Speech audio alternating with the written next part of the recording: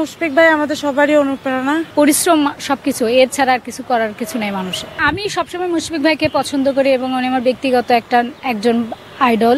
আর আসলে মানুষের জীবনে সাকসেস ভালো খারাপ লাগা থাকবে, কিন্তু আমি সব সময় উনিকে দেখেছি এই জিনিসগুলা সকালে এসে বলেন, যেখানে যে মুমেন্টেই থাকুক না কেন, তার প্র্যাকটিসের যে একটা ক্ষুধার্ত, এই জিনিসটা আসলে আমি অ্যাজ এ পার্সন কিছু বলবো না, যে উনি এটা একটা মাইন্ডফুল তৈরি করে দিয়েছে। আসলে ভালো কিছু করতে গেলে প্রতিদিনই পরিশ্রম এবং নিষ্ঠার সাথে ডিসিপ্লিন অনুযায়ী না থাকতে গেলে আসলে জীবনে অনেক বড় কিছু হওয়া যায় না। তা আমি মনে করবো মুশফিক ভাই না, অনেকেই পরিশ্রম করে বিহাইন্ড সিনে, বাট উনি একটা প্ল্যাটফর্ম তৈরি করে দিয়েছে যে পরিশ্রম সবকিছু, এর ছাড়া আর কিছু করার কিছু নেই মানুষের। স্যান্ডেলিনা সো, রূপচর্চায় আভিজাত্য।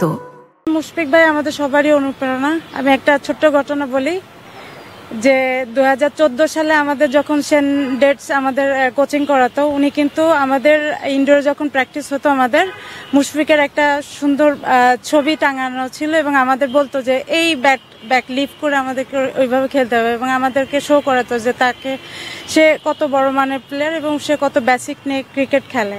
ইনফ্যাক্ট তার পরিশ্রমগুলো আমাদেরকে শো করাতো। তো এইটা যে মুশফিক ভাই আসলে যে লেভেলের প্লেয়ার, আমরা হয়তো তাকে ওইভাবে মূল্যায়ন করতে পারিনি।